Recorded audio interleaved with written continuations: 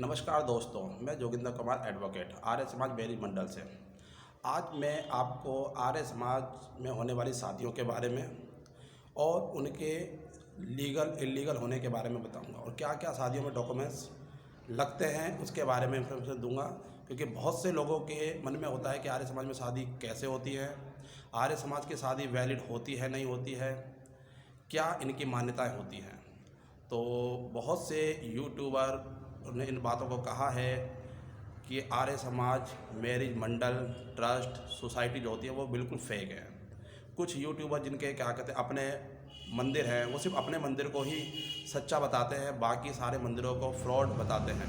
तो आज मैं इन भ्रांतियों को भी दूर करूंगा कि क्या आर्य समाज मैरिज मंडल ट्रस्ट या सोसाइटी जो होती हैं वो वैलिड होती हैं या नहीं होती हैं। और मैं बिल्कुल प्रूफ और कानून और एक्ट के हिसाब से बताऊंगा। उन्होंने भी कुछ अखबारों की कटिंग और एक्ट दिखाए जिनमें कहा जी सिर्फ मंदिर ही वैलिड है, ट्रस्ट या सोसाइटी वैलिड नहीं है।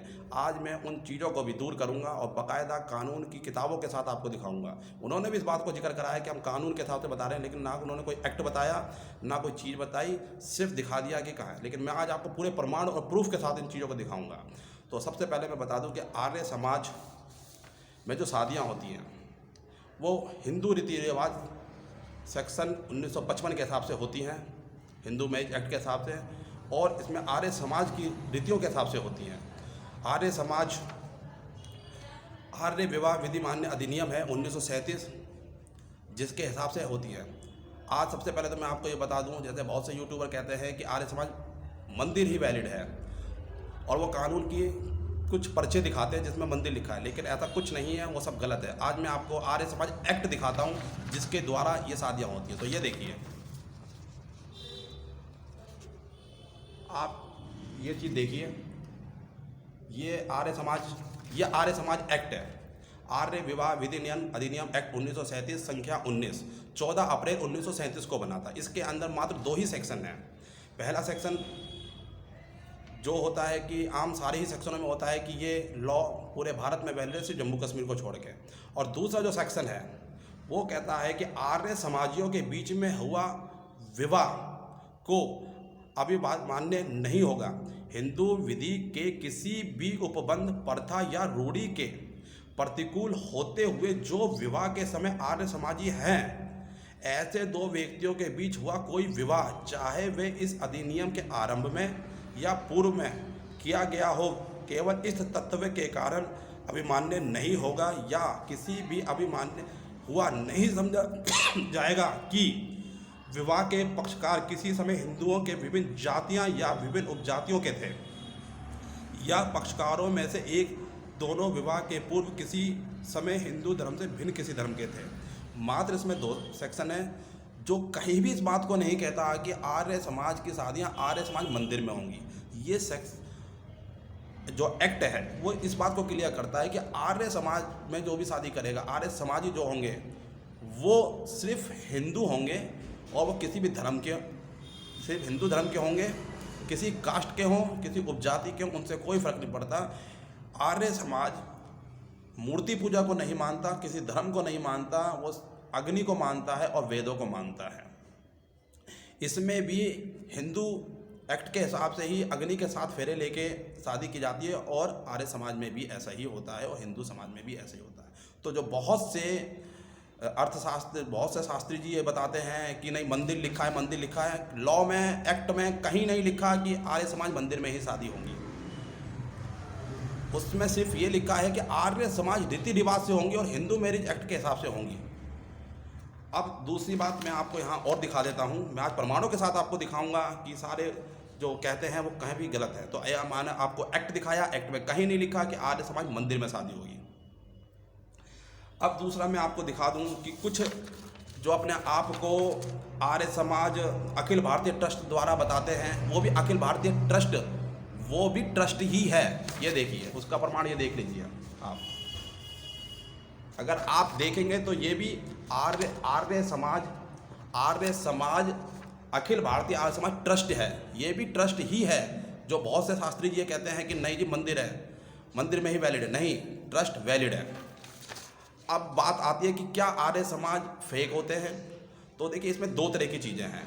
कुछ लोगों ने पैसा कमाने के लिए आर्य समाज का मिसयूज करा है। बहुत से दिल्ली के अंदर बहुत सी जगह ऐसी हैं, जमुना पार हो गई और कोर्टों के आसपास बहुत से मंदिर खुल गए हैं जो कहीं से रजिस्टर्ड नहीं है, सिर्फ सर्टिफिकेट दिए जा रहे हैं जिस पे कोई रजिस्ट्रेशन नंबर नहीं होता, उस पर कोई एंट्री नहीं होती, वो कोई डॉक्यूमेंट को कैरी नहीं करते हैं और जब कोई बात आती है तो उनके पास डॉक्यूमेंट्स नहीं होते और वो समय समय पर अपनी जगह बदलते रहते हैं, आज यहाँ कल यहाँ परसों यहाँ नरसों यहाँ। जब आप उनको 2 साल 1 साल बाद ढूंढने जाओगे तो पता चला वो खाली करके जा चुके हैं, उनका कोई पता नहीं होता। तो वो मंदिर फ्रॉड होते हैं, फेक होते हैं, उनके सर्टिफिकेट फेक होते हैं। इस बात को लेकर दिल्ली हाई कोर्ट ने भी 2003 में 5 मंदिरों को बैन करा था, लेकिन सारे मंदिर बैन नहीं होते और ना ही इसकी वजह से आर्य समाज गलत हो जाता है। आर्य समाज 3 तरीके से रजिस्टर्ड होता है, एनजीओ में, ट्रस्ट में और सोसाइटी में। ज़्यादातर ट्रस्ट में रजिस्टर्ड होते हैं। अब ये होता है कि अगर आपकी ट्रस्ट रजिस्टर्ड है आपके तहसील में और आपके ट्रस्ट के मेमोरेंडम में इस बात का जिक्र है कि आप शादी कराएंगे और आपकी ट्रस्ट रजिस्टर्ड है, रजिस्टर्ड डीड है, तो आप उसमें काम करा सकते हैं। आप उसके साथ में जो शादी कराएंगे वो शादी कानूनी तौर से वैलिड होगी। हम जो शादी कराते हैं, हमारा ट्रस्ट साउथ एसडीएम से रजिस्टर्ड है, जो हम आपको दिखाते हैं। ये देखिए, ये हमारा ट्रस्ट है, ये हमारा ट्रस्ट, ये रजिस्ट्रार की मोहर, ये देखिए आप इधर देख सकते हैं, आर्य समाज मैरिज मंडल देवली। ये हमारे ट्रस्ट डीड है। अब हम आपको इसमें दिखाते हैं, ये हमारी डीड है जो रजिस्ट्रार साहब ने रजिस्टर्ड कर रखी है। ये देखिए रजिस्ट्रार साहब की स्टैम्प। अब इसमें हमें जो सर्टिफिकेट मिलता है, हम आपको सर्टिफिकेट दिखा देते हैं कि जो ये देखिए, आप ये देखिए, ये सेटलर, ये 2 विटनेस, ये सर्टिफिकेट है, ये रजिस्ट्रार साहब की स्टैम्प है, ये लाइसेंस नंबर, रजिस्टर्ड नंबर है। अब बात आती है आपके आर्य समाज के मेमोरेंडम में इस बात का जिक्र होना चाहिए कि आप शादी कराएंगे। और तो ये हमारा मेमोरेंडम है जिसमें हमने इस बात का बिल्कुल, आप अगर नीला नीला देखेंगे तो इसमें साफ लिखा हुआ है कि हम पुअर लोगों को शादी कराएंगे। हम गरीब लड़कियों और लड़कों की शादी कराते हैं, मात्र नाम मात्र का शुल्क लेते हैं जो हमारा होता है। तो मैं आपको सबसे पहले इसमें बता दूं, जो भी ट्रस्ट रजिस्टर्ड है, जैसे कि हमारी ट्रस्ट रजिस्टर्ड है, अगर वो ट्रस्ट रजिस्टर्ड है और उसके मेमोरेंडम में इस बात का जिक्र है कि हम शादी कराएंगे, हम ये काम कराएंगे, तो वो पूरी तरीके से वैलिड है। उनका दिया हुआ सर्टिफिकेट पूरे भारत में कोर्ट कचहरी में वैलिड है। अब हम दूसरी बात आपको यहाँ और बताते हैं, हम जब भी कोई शादी कराते हैं आर्य समाज में, तो हम इस चीज़ का बिल्कुल ध्यान रखते हैं कि शादी कराते वक्त उस दिन तक लड़की और लड़का पूरे बालिग होने चाहिए। यानी कि कानूनी तौर से लड़की की एज शादी वाले दिन तक 18 साल और लड़के की एज 21 साल कंप्लीट होनी चाहिए, जिसमें हम लड़की के डेट ऑफ बर्थ के लिए उसका पैन कार्ड, उसका 10वीं की मार्कशीट, एमसीडी या एनडीएमसी से बना हुआ जन्म प्रमाण पत्र, या उसकी 10वीं की मार्कशीट हो, पैन कार्ड हो, इनमें से कोई भी एक उसके डेट ऑफ बर्थ के लिए, और रेजिडेंस प्रूफ के लिए उसका वोटर आईडी प्लस आधार कार्ड चलता है। यही डॉक्यूमेंट्स हम लड़कों के लिए लेते हैं। और एक विटनेस जो बालिग हों और जिनके पास अपनी आईडी हो, जिसमें वोटर आईडी और क्या रजिस्टर चलती है, वोटर आईडी प्लस आधार कार्ड होना चाहिए, जिनमें उनकी डेट ऑफ बर्थ और उनकी फ़ोटो और क्या कहते हैं एज आ जाएँ। हम ये डॉक्यूमेंट्स लेते हैं। उसके बाद उनके एफिडेविट बनाते हैं। मैं आपको दिखा देता हूं कि हम किस तरीके से एफिडेविट बनाते हैं और किस तरीके से हम उनको पूरे कागज़ों को संभाल के रखते हैं, ताकि कल को कोई पुलिस वेरिफिकेशन आए या किसी भी प्रकार की कोर्ट कचहरी में उन कागज़ों की ज़रूरत पड़े तो हम उनको वहाँ पे पेश कर सकें। तो ये देखिए, ये लड़की का एफिडेविट है जो हम बनाते हैं, लड़की की फ़ोटो है, नोटराइज हो रही है, लड़की का सिग्नेचर, अंगूठा, ये उसकी डीडी एंट्री, ये लड़की का पूरा एफिडेविट है, ये देख लीजिए आप, उसका पूरे है। इसमें लड़की अनमैरिड है, मैरिड है, किस जगह शादी कर रही है, कब कर रही है, ये सारे डॉक्यूमेंट हैं। इसी तरीके से लड़की के बाद हम ये लड़के का भी बनाते हैं, जिसमें ये आप देख लीजिए, नोटरी, रजिस्ट्रेशन, ये सब ये लड़के के डॉक्यूमेंट्स हैं। इनके साथ साथ हम इनकी आइडियाँ लगाते हैं, उनको भी हम नोटराइज कराते हैं ताकि आने वाले वक्त में वो चीज़ें सारी प्रूफ हों। ये देखिए, ये लड़के का पैन कार्ड है डेट ऑफ बर्थ के लिए, ये नोटराइज हुआ है। इसके साथ हम आधार कार्ड हो गया आपका लगाते हैं या वोटर आईडी लगाते हैं। ये देखिए, आधार कार्ड है लड़के का और ये नोटराइज है। इसके साथ दो दो विटनेस होते हैं जो हम लगाते हैं, उनकी भी फ़ोटो और आईडी लगाते हैं ताकि पता चले कि वो उनमें विटनेस थे, उनके अंगूठे, उनके सिग्नेचर, उनका फ़ोन नंबर, उनके डेट, वो सारे उनकी आईडी पे हम डलवाते हैं और रखते हैं। इसके बाद अगर हम आपको दिखाते हैं कि हमारा सर्टिफिकेट कैसा होता है, उसके बाद इनकी शादी होने के बाद पंडित जी आते हैं, शादी कराते हैं, उसके बाद हम इनको एक सर्टिफिकेट इशू करते हैं जो इस तरीके का होता है। ये सर्टिफिकेट हमारा होता है, इसमें यहाँ पे लड़के की फ़ोटो, लड़की की फ़ोटो, उनकी क्या कहते हैं सारे स्टेटस, प्लस क्या कहते हैं विटनेस के सिग्नेचर, पंडित जी के सिग्नेचर होते हैं। ये सारे होने के बाद हम ये लड़की और लड़कों को देते हैं। इसके साथ साथ हम जितने भी डॉक्यूमेंट्स होते हैं, लड़की भुतेरियाँ ऐसी होती हैं जो पढ़ी लिखी नहीं होती, वो अंग्रेजी के एफिडेविट को समझ नहीं पाती कि क्या होता है, तो हम इसीलिए लड़कियों के लिए स्पेशल एक हिंदी में भी एफिडेविट बनाते हैं ताकि उनको पढ़ के बताया जा सके और उनके साथ आए हुआ कोई भी व्यक्ति उनको समझा सके।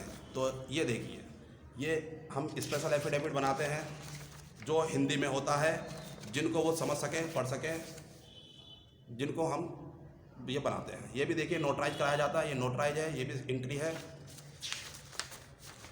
इसको भी नोटराइज कराया जाता है। ये देखिए, ये पूरा हिंदी में होता है ताकि कोई भी इसको पढ़ सके। उसके बाद हम इन सारे डॉक्यूमेंट्सों को अपने रिकॉर्ड में रखते हैं, कल को ज़रूरत पड़ने पर हम इनको कोर्ट में, कचहरी में, थाने में, पुलिस में हम दिखा सकें। इनके साथ साथ ही सर्टिफिकेट के साथ साथ हम जिस तरीके से एक फ़ाइल बनाते हैं उसी तरीके से एक फ़ाइल बना के हम लड़की और लड़कों को देते हैं, जिसमें हम जो भी उनके डॉक्यूमेंट्स लेते हैं उन डॉक्यूमेंट्स को हम सर्टिफाई कॉपी करके और अपनी ट्रस्ट की स्टैंप लगा के हम देते हैं। जैसे ये देखिए, मैं आपको दिखा देते हैं, सर्टिफाई कॉपी ट्रस्ट की लग के हम ये कॉपी पूरी की पूरा का पूरा एक सेट बना के हम लड़का लड़की को देते हैं। जैसे ये पूरा का पूरा हो गया सर्टिफाई कॉपी, ये हमारी स्टैंप हो गई, ये क्या कहते हैं सेटलर की स्टैंप हो गई कि जो कॉपी हमारे पास है वही कॉपी हम पूरी की पूरी एक सेट बना के लड़का लड़की को देते हैं।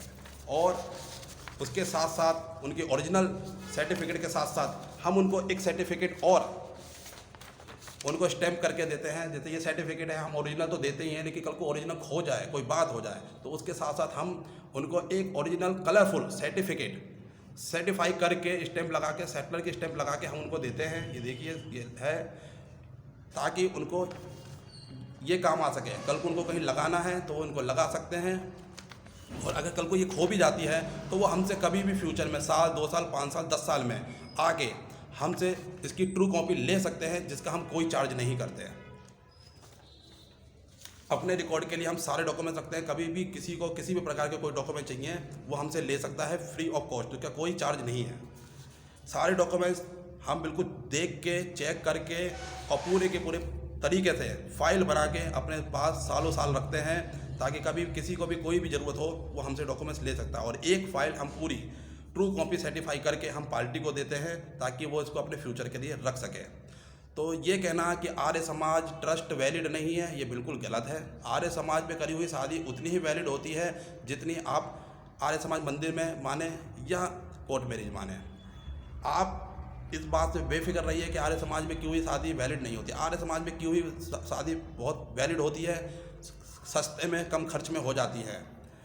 लेकिन बहुत से लोग इनको गलत समझते हैं, गलत इनकी प्रचार होते हैं, और बहुत से लोगों ने इनको फेक बना दिया है, फर्जी कागज़ दे दे के, फर्जी चीज़ बना के, उसके वजह से आर्य समाज धीरे धीरे बदनाम हो रहा है। वरना आर्य समाज एक बहुत ही अच्छी संस्था है जो शादियां कराती हैं और बहुत ही कम खर्च में शादियां हो जाती हैं। लेकिन बहुत से लोग सिर्फ ये कहते हैं कि हमारा आर्य समाज ही मंदिर वैलिड है, ऐसा नहीं है। आर्य समाज ट्रस्ट हो या सोसाइटी हो, जो भी रजिस्ट्रार से रजिस्टर्ड है और उसके मेमोरेंडम में चीज़ का जिक्र है वो पूरी तरीके से वैलिड है, उनसे किया हुआ सर्टिफिकेट पूरी तरीके से वैलिड है, सही है, आप वहाँ पे जाइए और उनको देखिए। दूसरा मैं कहना चाहूँगा, आप जब भी जैसे आर्य समाज में शादी करें उनके रिकॉर्ड को देखिए कि क्या उनके पास क्या रिकॉर्ड है, कि रिकॉर्ड को किस तरीके से वो संभाल के रखते हैं। कल को ज़रूरत पे वो आपको रिकॉर्ड देंगे या नहीं देंगे, आपके रिकॉर्ड है या नहीं है, वहाँ पे शादियाँ कैसे हो रही है, किस तरीके से हो रही है, इन चीज़ों को ज़रूर देखिए। हम अपने शादी के सारे रिकॉर्डों को पूरी के पूरी तरीके से संभाल के रखते हैं, एक एक चीज़ रखते हैं, और हम शादी के रिकॉर्ड किसी और को ना दिखाते और ना ही देते हैं, क्योंकि ये हमारी बिल्कुल संस्था के खिलाफ है कि किसी के रिकॉर्ड को किसी को देना। हम सिर्फ रिकॉर्ड उन्हीं को देते हैं जिनका वो रिकॉर्ड है, या पुलिस वेरिफिकेशन में या कोर्ट के वेरिफिकेशन में ही हम वो रिकॉर्ड को दिखाते हैं। बाकी हम वो रिकॉर्ड ना तो किसी को देते हैं ना ही दिखाते हैं। सिर्फ पार्टी ही कभी भी आके हमसे वो अपना रिकॉर्ड ले सकती है अपनी आईडी दिखा के। अगर हमारे पास वो रिकॉर्ड होंगे उन बंदे के, अगर उन्होंने हमारे पास शादी करी है तो हम उनको रिकॉर्ड देंगे फ्री ऑफ कॉस्ट। तो सिर्फ हम इतना ही कहना चाहते हैं कि आर्य समाज वैलिड है, हर तरीके से वैलिड है, उनसे करी हुई शादी बिल्कुल वैलिड है। अगर आपको आर्य समाज में आना है तो हमारे आर्य समाज में आइए, देखिए किस तरीके से यहाँ शादियाँ होती हैं। यहाँ पे पूरे विधि विधान से शादियाँ होती हैं, अग्नि के साथ फेरे लेके शादी होती हैं, पूरे सर्टिफिकेट हम हाथों हाथ सर्टिफिकेट देते हैं। हमारे यहाँ 2 या 3 दिन का चक्कर नहीं है, शादी के तुरंत बाद ही हम सर्टिफिकेट को इशू कर देते हैं, पूरे सर्टिफिकेट नंबर डाल के, जिसकी हम 2 कॉपी हम अपने पास रखते हैं। आप आइए, यहाँ पे देखिए, और आपके अगर मन में संतुष्टि होती है तो आप हमारे यहाँ पे आके शादी करा सकते हैं। धन्यवाद। आगे दूसरी वीडियो में मिलेंगे और नई नई जानकारियों के बाद साथ। धन्यवाद।